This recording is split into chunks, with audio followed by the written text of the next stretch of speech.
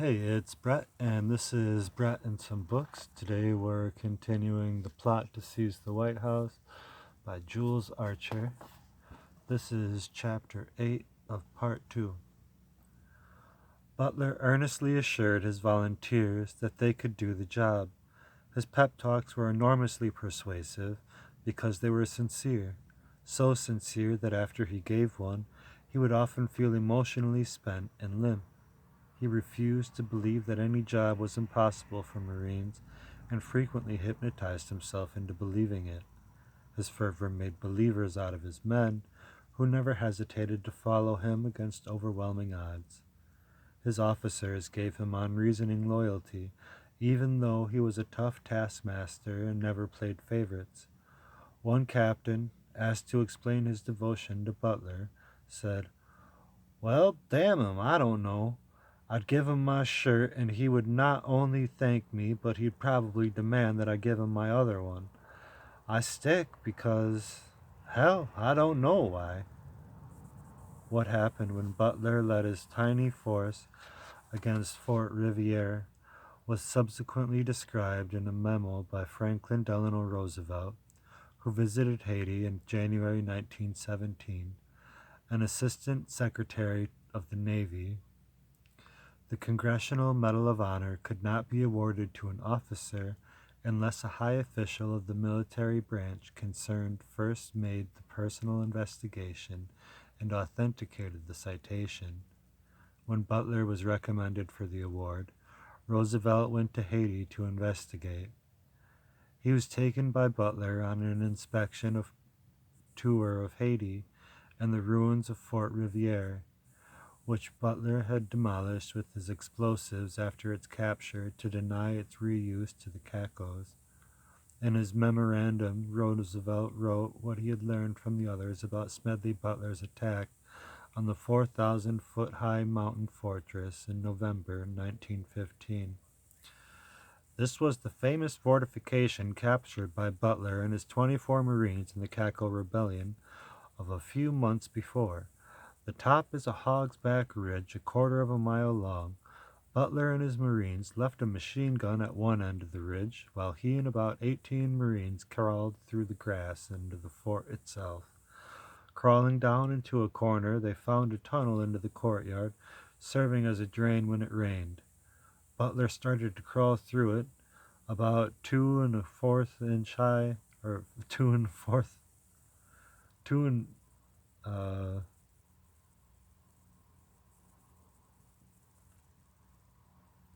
2 1/4 feet high and 2 feet wide.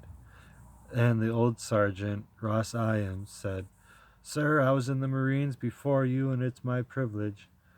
Butler recognized his right, and the sergeant crawled through first.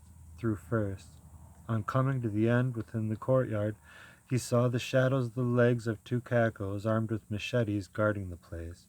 He took off his hat, put it on the end of his revolver, and pushed it through. He felt the 2 Cacos descend on it, and he jumped forward into the daylight.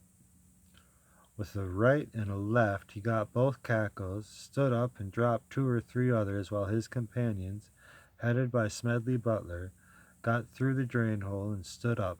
Thus ensued a killing, the news of which put down all insurrections, we hope, for all time to come.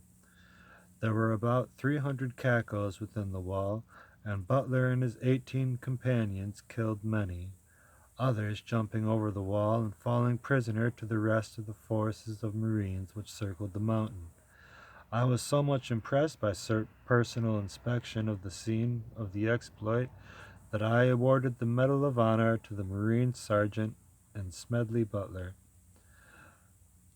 Incidentally, Butler had received the Medal of Honor at Tientsin at the time of the Boxer Rebellion. He had been awarded a second at the capture of Veracruz in 1914, but declined to accept it. The third at Fort Riviere he did accept. And there's a footnote here that Roosevelt made an error because officers at the time of the Boxer Rebellion were not eligible to win the Medal of Honor. Butler saw pathos as well as bravery in the episode at Riviere. The futile efforts of the natives to oppose trained white soldiers impressed me as tragic, he declared. As soon as they lost their heads, they picked up useless aboriginal weapons. If they had only realized the advantage of their position, they could have shot us like rats as we crawled out one by one, out of the drain. But the power of the Cacos was broken, and the revolution was over. Surviving Cacos sought to keep the movement alive, but their ancient horse pistols, Spanish cutlasses, Napoleonic sabers, French carbines, and even flintlocks were futile against the superior weaponry and training of the Marines. President d'Artaguenev awarded Butler the Haitian Medal of Honor with great praise for his dynamic personality, intense determination, direct and unrelenting attacks against heavy odds, and masterful ability to lead men. Soon after peace was restored, Butler sent for his wife and children. They'd seen little of him since the beginning of his tour in Panama because of his 3 expeditions to Nicaragua, followed by the Mexican and Haitian campaigns. They joined him at Port-au-Prince in a large, comfortable house with white verandas, a pleasant, shaded garden located on the outskirts of town. Sumptuous by island standards, it nevertheless lacked indoor plumbing, and the family had to share a 2-hole privy. A stern taskmaster in the Corps, Butler was a gentle and undemanding father. It was Ethel Butler who disciplined the children, a matter of necessity because of his frequent absences. The children loved the exotic flavor of the tropical republic. Smedley Jr. was sent to an integrated school with Haitian children and a few other white youngsters. Young Ethel went to a convent taught by nuns in French and English. Never allowed into town, as it was considered unsafe, they were accompanied everywhere by a gendarme. One night, while the family was seated on the veranda, a Caco concealed somewhere in the hillside took a shot at their father, narrowly missing him. Washington decided to reorganize the ineffective Haitian military, which had almost 1 general for every 3 privates in its 1,300-man army. D'Artaguenev agreed to its replacement by a native constabulary of 3,000 men to be trained and directed by Butler. Although still only a major, Butler's rank as head of the Haitian gendarmerie was a major general, and his power that of Minister of the Interior. He was paid $3,000 a year as commandant of the gendarmerie, which cost the American government $800,000 a year. Ostensibly under the direction of the Haitian president, the new force was actually controlled by Washington. All of its officers were Marines. Haiti's foreign minister demanded that the gendarmerie be put under Haitian control. Butler refused, pointing out that according to an agreement signed by D'Artaguenev, the commandant alone was made responsible for the force. The foreign minister angrily drew up a new constitution for Haiti that would force the Americans to relinquish their power over both the gendarmerie and Haiti itself, and prepared to introduce it to the Haitian National Assembly.